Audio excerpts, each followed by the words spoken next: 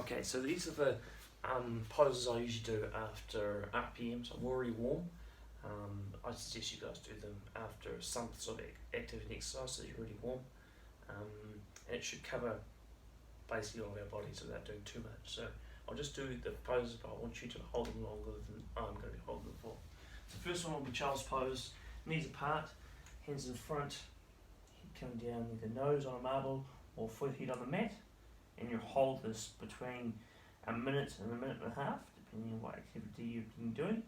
Then I'll come up and through the needle, so lifting one hand up, reaching through, shoulder down, bend the elbow. You want to get this through your scapula as well as through your shoulders, so it's really a compound stretch for your upper back as well as your shoulders. And of course do that both sides.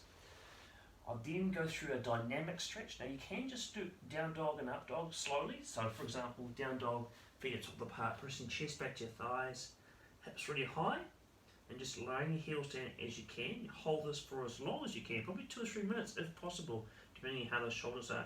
Then come through into our up dog, knees down, and then press yourself back as you can. Now some of you may not get very far.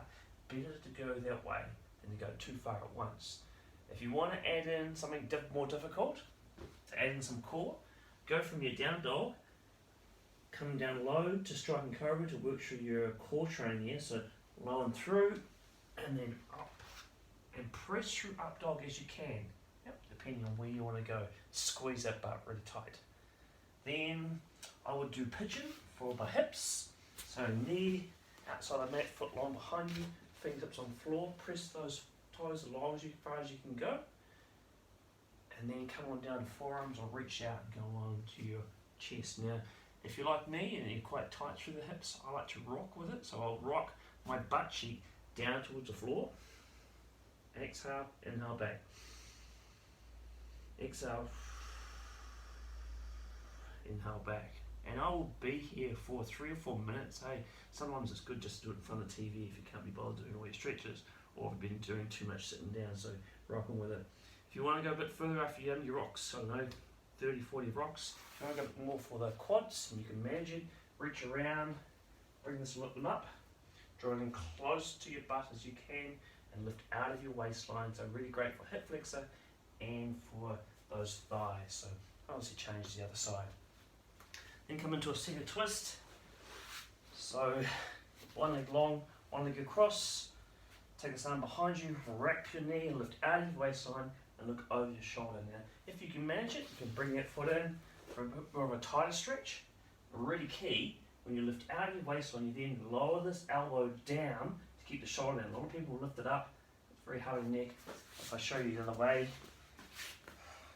I'll do this. Put all this pressure in their shoulder because they're up here. I come into my fingertips, bend my elbow to bring that shoulder down. Both shoulders can come down now, and I can look over that shoulder for my neck as well. This is twist. Drive your butt cheek down. Can be quite tough on your lungs from this position, but yeah, 2 minutes, 3 minutes, great for your rotational muscles. Then I'd come into a forward fold, normal forward fold, feet hips over apart, hands on feet or behind ankles, head down, tummy slightly tight, and then lift the seat bones up as your body allows you to do so.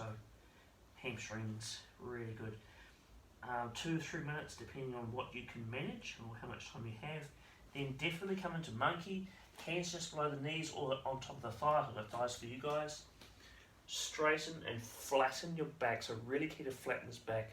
If you're arching, you put a lot of pressure on that lumbar, so we need to layer our belly down and watch my back. So my back flattens, and then take your eye gaze straight down, so that neck's in the same plane as the spine is. Press your hands into your thighs and lengthen that back. If you want some more, tilt the pelvis down, lift the seat bones up. It's hard on your hamstrings, but really good for them and your back as well. And then the last one would be hip rotations. So we'll turn this around for you all. Can look a bit rude sometimes, but it's definitely one I do lots. Hands on hips and simple rotations. So you rotate one way. And I'll normally do about 12 of these. It's 2, 3. Now notice I'm going all the way around. I come up on the insides of my feet as I go forward and the outsides as I go back. really getting around. And of course I'll do the other way, same thing. I find this really good for my lumbar spine, really good for my lower back and my glutes, and then I'm done. So that workout should take you about between 20 and 30 minutes, depending how fast you move through them, but this is what I do after every RPM, every major workout.